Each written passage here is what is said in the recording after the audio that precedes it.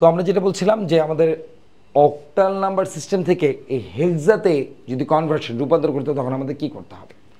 Octal থেকে যদি হেক্সা করতে হয় সেম আগের নিয়মে, জাস্ট অপোজিট। সলিউশন কি ছিল? অক্টাল থেকে প্রথমে আমাদের বাইনারি বানাবো, আমি শর্ট ফর্ম লিখছি, হ্যাঁ। তো আমাদের ভ্যালু কত ছিল? 74.5 বেস 8, এবং আমরা জানি ও ড্যাশ বি আমাদের কত বিট? 3 বিট, 3টা বিট হবে। 3টা বিটে কে আছে? 1 2 4।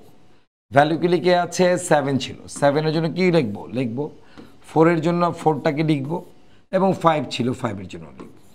7-এর জন্য কার কার নিচে 1 হবে? 4 2 1। 4-এর জন্য কার কার নিচে 1 হবে? 1 0 0। 5-এর জন্য কার নিচে 1 হবে? 4 এবং 1, এটা হচ্ছে 0। তাহলে আমরা যদি এখন সাজিয়ে লিখে ফেলি, 3টা 1, 4-এর জন্য হচ্ছে 1 0 0, পয়েন্টের জায়গায় পয়েন্ট, 5-এর জায়গায় হবে 1 0 1। বেসের কত হবে? 2। হয়ে গেল আমাদের অক্টাল থেকে বাইনারি। নাও আমরা এই বাইনারিটাকে হেক্সায় রূপান্তর করব। আমাদের ভ্যালুটা ছিল কত? অতএব 74.5 বেস 8, যার বাইনারি কিনা দাঁড়িয়েছে কত? যার বাইনারি দাঁড়িয়েছে আমার 1 1 1 1 0 0, পয়েন্টের জায়গায় পয়েন্ট ছিল 1 0 1 1 0 1, বেস হচ্ছে 2। ওই আমাদের বাম পাশ থেকে এখানে লিখে নিয়ে আসলাম। তো আমাদের ডান দিকে আমরা কি করব? আমরা হচ্ছে আবার এখন বাইনারি থেকে হেক্সাডেসিমালে ফিরে যাব, এবং যেটা আমরা আগে থেকে জানি, যেটা কিনা 4 বিটের হবে, 4 বিট হবে। 4 বিট মানে কি? 1 2 4 8। তাহলে আমাদের এই আগের মতোই পয়েন্টটাকে সেন্টার ধরে, পয়েন্টের ডান দিকে 4 ঘর, পয়েন্টের বাম পাশে হবে 4 ঘর, আবার 4 ঘর। এটা তো প্রথমটা তো 4 ঘর ফিল আপ হয়নি, 2টা এক্সট্রা 0 লাগবে। পয়েন্টের ডান দিকে একটা এক্সট্রা 0 লাগবে, 4 ঘর মানে 4 প্লেসেস ফিল আপ করার জন্য। প্রথমটা কি আছে? 0 0 1 1 0 0 1 1, ওকে ফাইন। তারপরটা কি আছে? 1 1 0 0 1 1 0 0, ফাইন।